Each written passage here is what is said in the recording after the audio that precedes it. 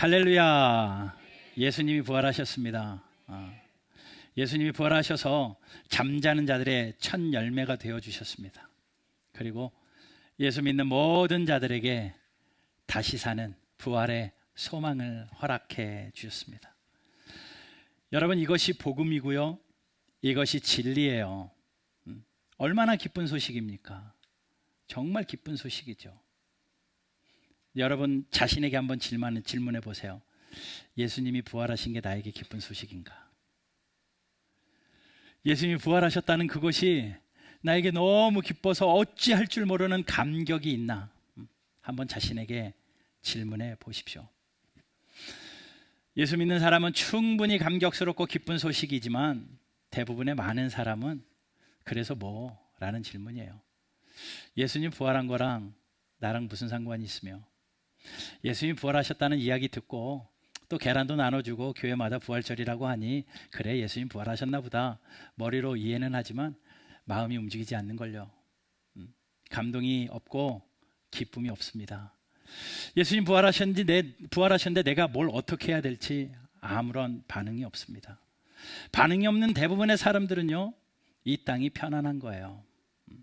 안정된 직장이 있고요, 적당한 돈벌이가 있고요, 애들도 적당히 말도 잘 듣고 있고요, 몸도 웬만큼 건강하고요, 좋은 집도 있고 좋은 차도 있고, 시간 내서 얼마든지 적당한 곳으로 여행 갈 수 있는 형편도 있고, 내가 생각하는 삶의 웰빙을 찾아서 이 정도 살고 있으니 괜찮다라는 생각으로 자기 나름대로의 행복의 기준을 정해놓고 그것을 향해 달려가며 살다 보니 예수 부활하셨다는 소식이 나에게 감동이 없습니다.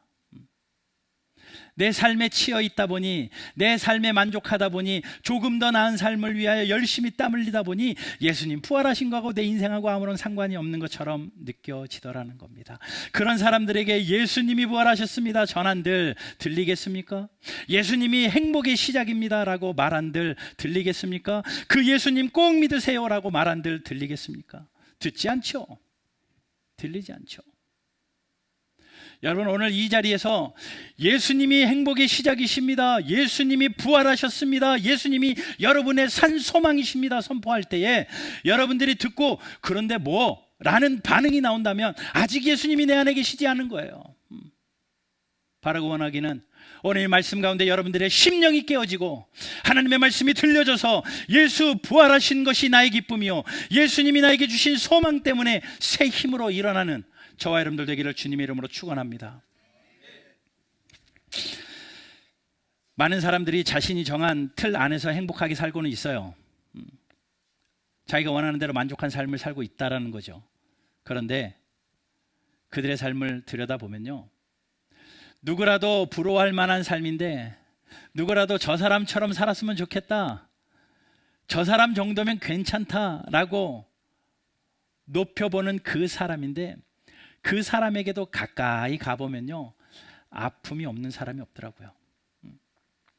모든 사람들이 박수 쳐주는 사람이라 할지라도 그 사람의 삶의 현장에 가면 내가 알지 못하는 전쟁이 그 안에 있습니다. 한 구절이 떠오르더라고요. 멀리서 보는 단풍은 다 아름답다. 울긋불긋한 멀리 있는 그 단풍들을 보면 참 형형색색이 아름답습니다. 내가 우러러보는 저 사람, 괜찮아 보이는 저 사람, 그 사람 멀리서 보면 그 사람의 인생이 저 사람 정도면 괜찮네, 나의 롤모델이네 라고 이야기해도 멀리서 보는 단풍이 아름다운 것처럼 가까이 가보면 아픔이 있고, 그 단풍도 가까이 가보면 아름다운 단풍이 아니라 멍자국이더라고요. 멋있는 잎사귀인 줄 알았더니 가까이 가보니 전부 벌레 먹은 잎사귀들이더라고요. 우리네 인생이 그렇다라는 겁니다. 그러니 내가 정한 행복대로 행복을 누리는 사람은 단 한 명도 없습니다. 왜 그런 줄 아십니까? 파스칼은 이야기합니다. 철학자 파스칼은 이런 말을 해요. 우리 안에 하나님 마음이 채우시는 공간이 있다라는 거예요. 하나님만이 채우시는 공간이 있어요. 그 공간이 얼마나 중요한 자리고 얼마나 소중한 자리인지, 그 공간이 채워지지 않으면 만족감이 없습니다. 세상 걸로 덕지덕지 나의 모든 것을 다 갖다 채워도 하나님만이 채우시는 그 공간이 채워지지 않으면 텅 빈 가슴일 것이고, 세상 것이 하나도 없다 할지라도 하나님이 채우신 그 공간이 꽉 차 있으면 만족한 인생이 된다라는 겁니다. 한 시가 떠오르더라고요. 문정희 시인의 시입니다. 기억이라는 시입니다. 시가 그리 길지는 않지만 첫 문장이 이렇습니다. 한 사람이 떠났는데 서울이 텅 비었다. 어머니를 생각하면서 쓴 시예요. 어머니가 세상을 떠나고 나니 서울이 텅 비어버린 거죠. 서울에 1,000만 명의 사람이 모여 살고 있어도 내 사랑하는 어머니 한 분이 없으니 세상이 텅 빈 것 같아서 한 사람이 떠났는데 서울이 텅 비었다. 그 말은 반대로 이야기하면 세상에 아무도 없어도, 서울에 단 한 명의 사람이 없어도 내 사랑하는 그 한 사람이 계시면 꽉 차겠구나 라는 반증 아니겠습니까? 아마도 파스칼은 그 이야기를 한 것 같아요. 하나님만이 채우시는 공간, 예수님만이 차지하는 그 자리, 예수 그리스도가 내 안에 있으면 세상 것 아무것도 없어도, 남들이 부러워할 만한 것 아무것도 없어도 꽉 찬 인생이요. 만약에 이것저것 세상 것들 쫓아가서 이것도 누리고 저것도 누려서 내가 생각하는 것들을 다 갖다 내 삶에 채워도 하나님이 채우시는 예수 그리스도만이 주시는 그 공간이 채워져 있지 않으면 텅 빈 가슴이라는 거죠. 이게 인간이 누리는 겁니다. 여러분, 여러 가지 일을 하고 성공하고 왜 그리 허무한 줄 아십니까? 그 안에 예수 그리스도가 없기 때문에 그렇습니다. 내가 이 일을 쫓아가서 무언가 성과를 이뤄내고 내가 저 일을 해서 무언가 열매를 얻었는데도 여전히 허무하다면, 여전히 집에 들어와서 마음이 허하고 무언가 허전함이 느껴진다면 여러분들의 마음에 예수님이 안 계시기 때문에 그래요. 반대로 세상님 힘들고 갈 길 지치고 그래도 예수 그리스도가 내 안에 계시면, 예수님이 내 안에 계시면 꽉 찬 인생이요 만족한 인생 될 줄로 주 예수 그리스도의 이름으로 축원합니다. 그러시기 위하여 예수님 다시 사신 거예요. 예수님이 다시 살아나셔서, 무덤에 계시던 예수님이 다시 살아나셔서 어디로 가셨느냐? 물론 부활하여 승천하여 하나님 우편에 앉아 계시지만 그 예수 그리스도가 어디로 가셨느냐? 예수를 입으로 시인한 믿음의 성도들 마음으로 들어오셨습니다. 부활하신 예수님이 여러분들의 심령마다 들어와 계시다라는 거예요. 그러면 질문해요. 여러분 예배드리고 있고 부활주일 주님 앞에 나왔는데 여러분 안에 살아계신 예수님 느껴지세요? 내 안에 예수님이 살아계십니다라고 느껴지십니까? 성경에 써있는 예수님 말고요, 누가 전해주는 예수님 이야기 말고요, 십자가에 달려있는 예수님 말고요, 무덤에 갇혀있는 예수님 말고요, 부활하셔서 살아계셔서 내 심령에 와 계신 예수님을 느끼시냐고요. 그게 절절히 느껴져서 주님 감사합니다, 부활하셨습니다 하시는 분은 예수 믿는 사람이요.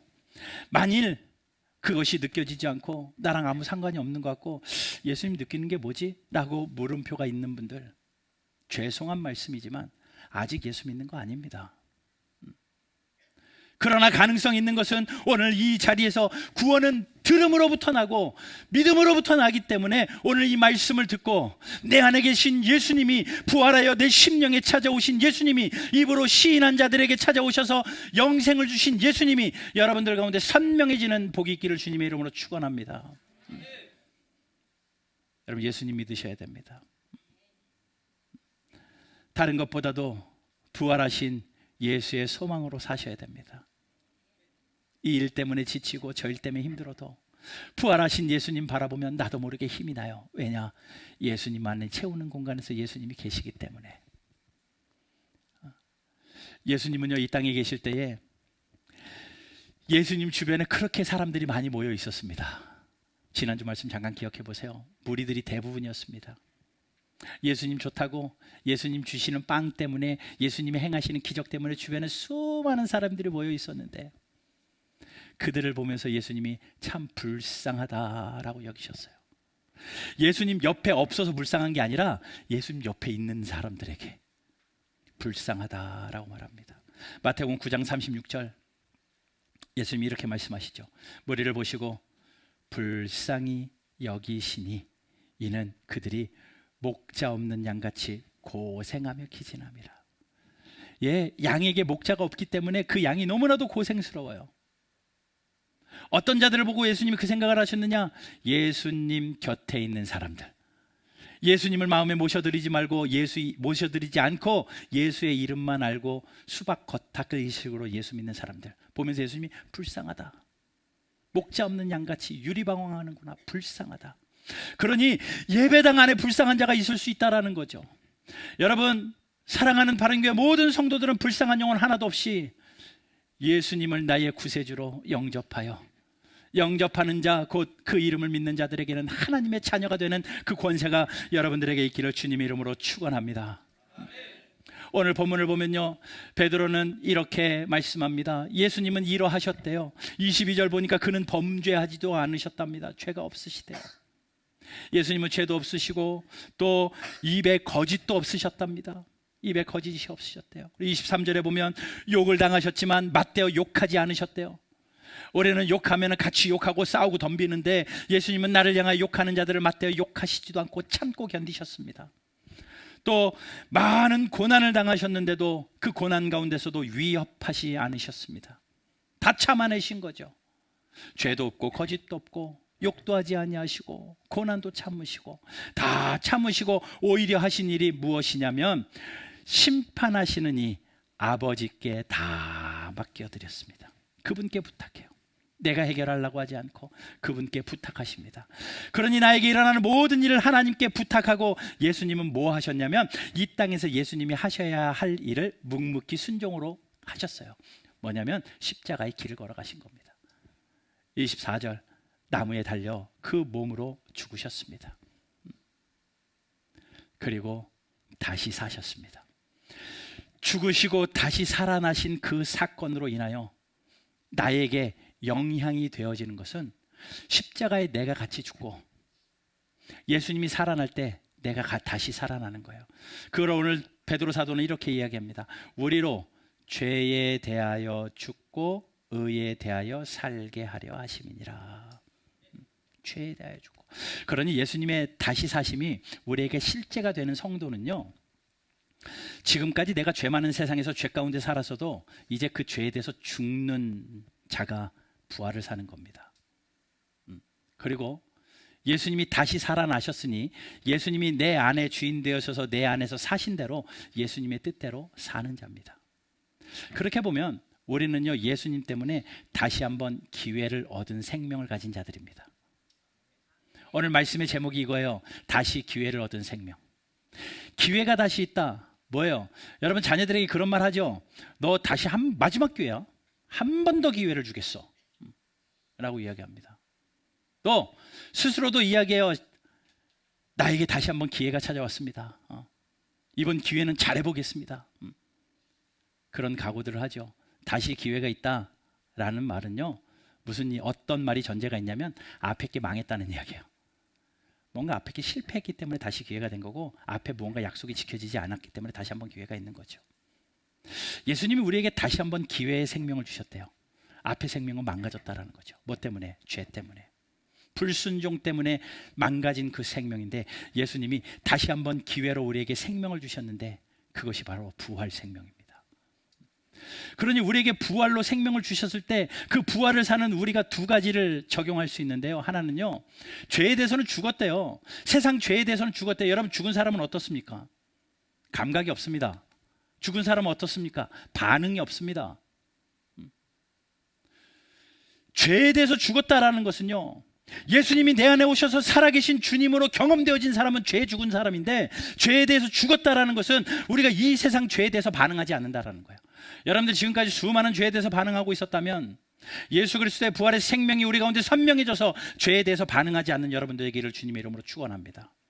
죄에 대해서 반응하지 않는 거예요. 감각이 무감각한 겁니다.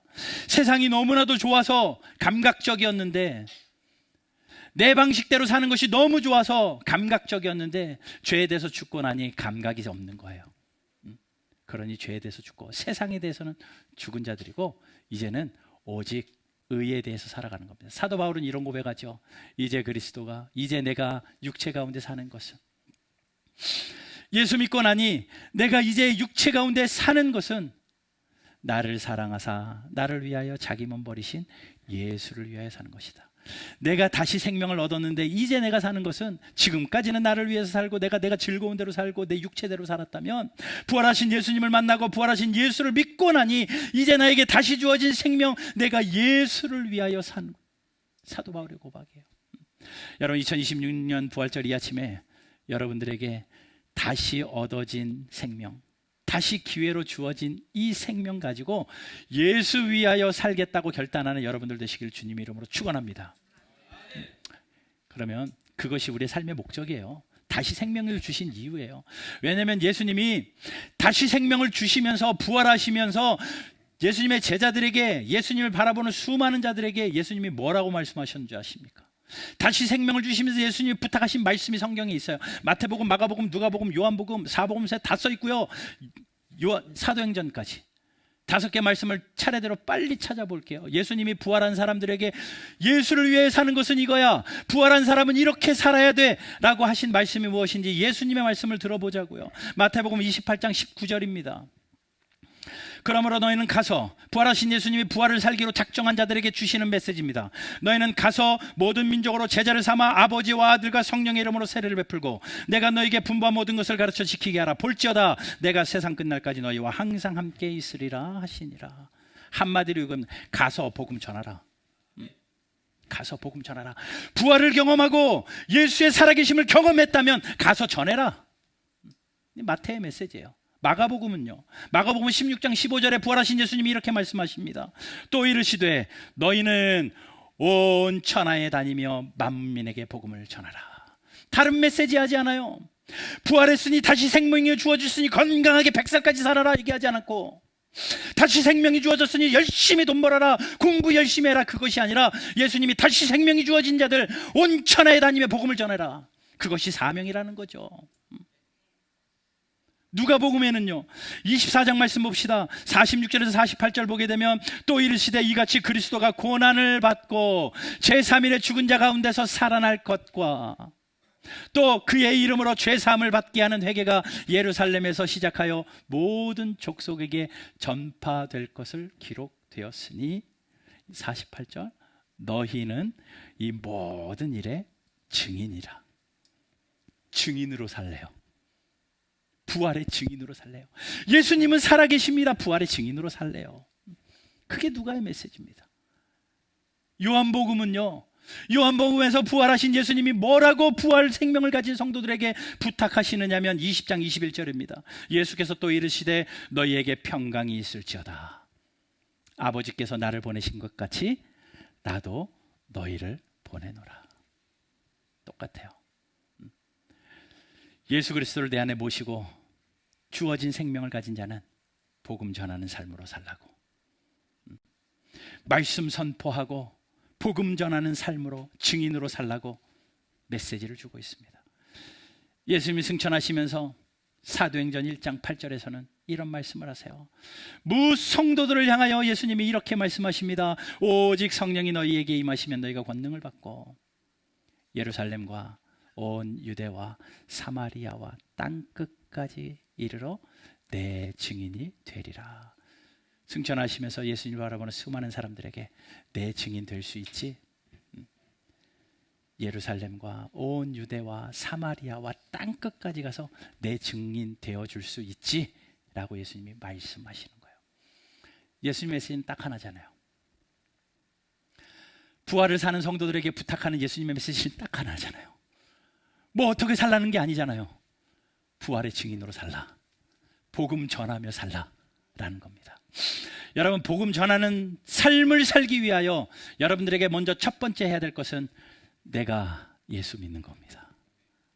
입으로 시인하여 구원에 이르고 예수님을 여러분들의 왕으로 모셔드려 부활 생명을 가진 성도로 살아가는 여러분들 되기를 주님의 이름으로 축원합니다. 그리고 나 하나 구원받는 것으로 끝난 게 아니라 올해 2026년도에는 그래, 내가 부활의 증인으로 살아야지 라고 복음 전하는 저와 여러분들 되기를 주 예수 그리스도 이름으로 축원합니다.